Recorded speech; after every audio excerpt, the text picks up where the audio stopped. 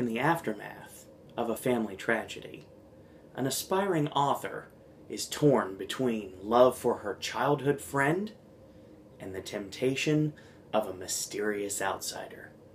Trying to escape the ghosts of her past, she is swept away to a house that breathes, bleeds, and remembers. Guillermo del Toro presents Crimson Peak, Maze of Madness. Will be unearthed as a three-dimensional living representation of the film, designed to send guests spiraling through the chilling world and in the footsteps of Crimson Peak's lead character, Edith Cushing. First, as they venture from her home in America, then to the decaying and haunted Allerdale Hall mansion in a remote English countryside, with a foreboding "Beware of Crimson Peak" message that echoes from Edith's past. Guests will navigate a labyrinth of paranormal tortured souls who have borne witness to the estate's dark history of unspeakable acts, and who continue to reside in vengeful, ghostly forms. What unspeakable acts have taken place inside that mansion? Well, that's a secret. You'll have to come to Halloween Horror Nights to find out. So, today it was officially announced at the San Diego Comic-Con in Hall H during the Legendary Pictures panel that Crimson Peak Maze of Madness is officially your first maze for Halloween Horror Nights 2015. And notice I said Halloween Horror Nights 2015. Why? Because, just like I had said, and a lot of people had been worried about, it is only Hollywood. It is an exclusive property, just like Freddy vs. Jason is to Orlando. Crimson Peak, Maze of Madness is to Hollywood. Now, the film, of course, doesn't come out till October 16th. Stars Mia Wasikowska, Charlie Hunnam, Tom Hiddleston, and Jessica Chastain. And it will focus on romantic gothic horror. The description itself kind of reminds me of 13 Ghosts, honestly. So, I'm curious to see how that works out. The tortured souls and paranormal, I really thought it kind of sounded like 13 Ghosts. So, that's the information we got, courtesy of a press release. So, this ties into a video that I did earlier today, and that is my decryption of Name Game version 2.0. This is John Murdy's official confirmation. But first, he's going to tell us a little story. Apparently back during 2012, during the Igor Awards, was the first time he had the chance to talk to Guillermo del Toro. It wasn't him that day specifically, but there was a gentleman that tapped him on the shoulder and said, Mr. del Toro would like to speak to you. And apparently when they finally did talk for the first time, they found out they have a lot in common. A mutual love for the Universal classic monsters. And Murdy had been a fan of del Toro's work ever since Pan's Labyrinth. So last year, in extreme secret, they held a breakfast meeting to try to work together. Because apparently del Toro was a fan of the event. Who knew? Doesn't surprise me very much, but no one knew. But here's the problem. Right when it looked like it was going to work out, a project got its release pushed up. A shooting schedule was pushed up. And that project? Well, that was Crimson Peak. So this is pretty much 3 years in the making for this maze.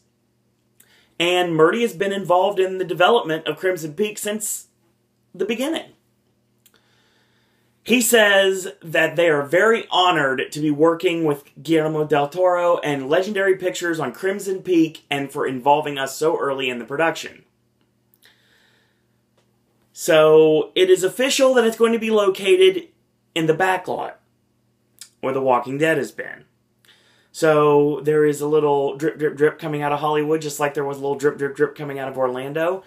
This looks to be true, and if that's the case, then we got a lot of interesting things to talk about. And 1967, well, it connects, but if you don't know, then it's going to be really interesting to tell exactly why. So it's not going to be in a soundstage, like I had said on the Horror Nights Updaters podcast I did earlier today. They're actually putting it in the Metro sets. And apparently, it's starting out in the childhood home in America and transition to Allerdale Hall. And Allerdale Hall is that big, like, grandiose mansion that is in the trailer. The one that literally has the blood snow on the ground and literally bleeds blood. This is going to be a really entertaining concept. I'm really curious to see how they're going to pull this off, given the fact that this screams soundstage. And if this was Orlando, I guarantee this would be in a soundstage. But London has not fallen, and it is not. So, my apologies to anyone that really wanted this house to come to Orlando, because it's just not going to happen. It's work, like I said in the video, it's work with Guillermo del Toro, someone you've been wanting to work with for forever, or pick up Freddy vs. Jason, which is not time sensitive and not something you probably couldn't get another year. Murdy pretty much confirmed without confirming that he could get it anytime he wants. So, you'll see it eventually, but Guillermo del Toro, chances like that may only happen once in a lifetime. Now, granted, I know there's a lot of awesome canon that Del Toro has that would work for extreme maze potential. Pan's Labyrinth jumps out at me immediately. Can you imagine walking around the corner and see the guy with the hands, with the eyes? Yeah, it's a little creepy. Hellboy, obviously, that would be entertaining.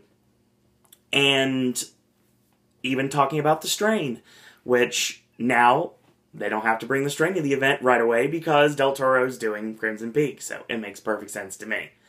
So, after this, Murdy finally breaks down the code name.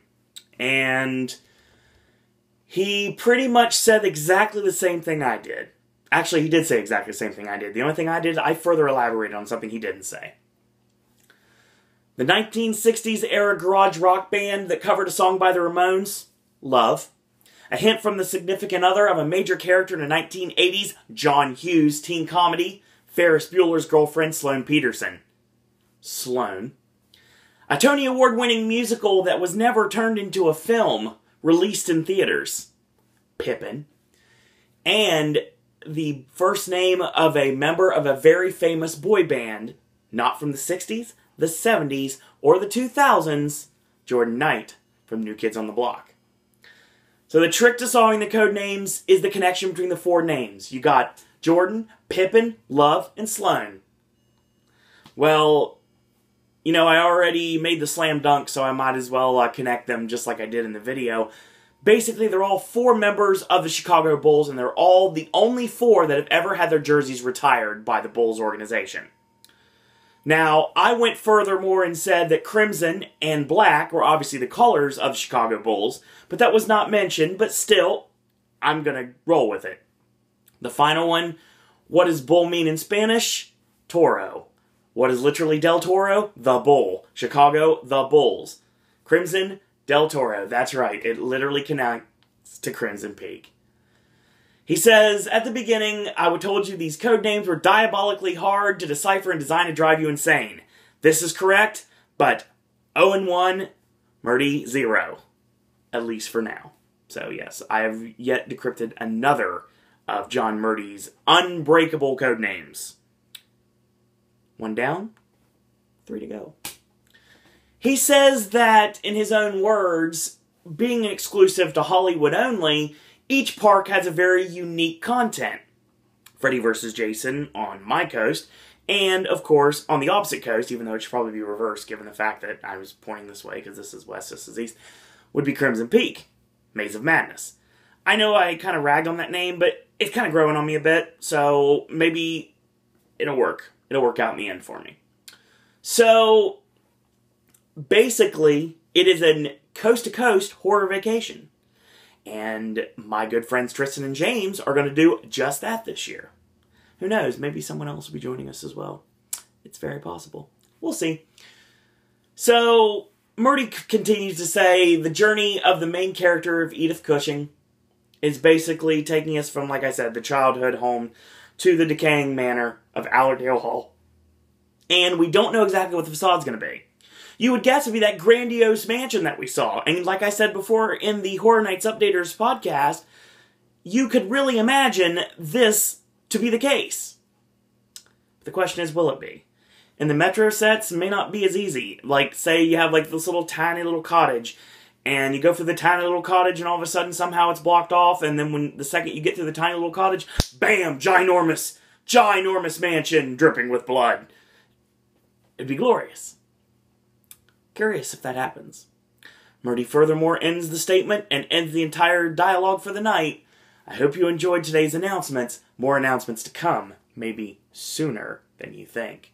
And anybody from Orlando knows the word soon is pretty much forbidden when it comes to Halloween Horror Nights, because that is a buzzword at this point, and it's a trigger word for some people.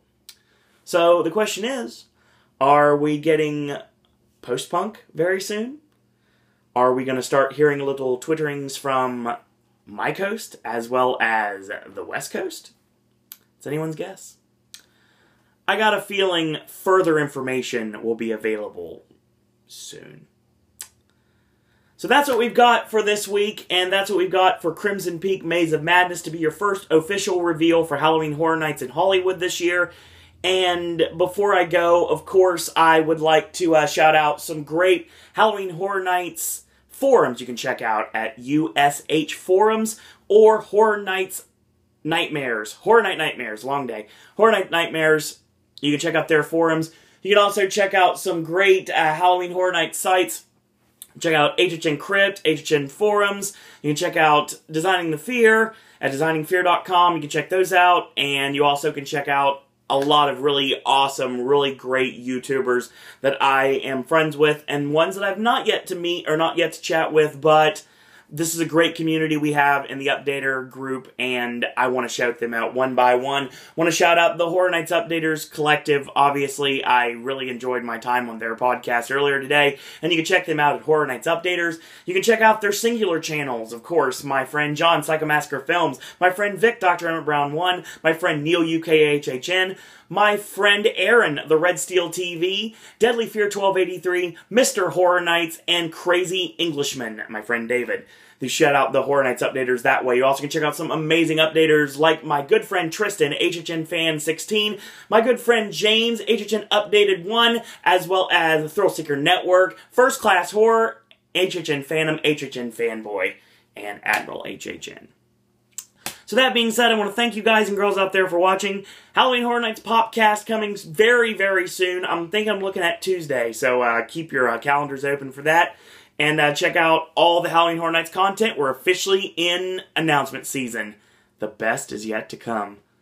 So that being said, thank you guys and girls out there for watching. And until tomorrow, boys and girls, that's all I gotta say about that.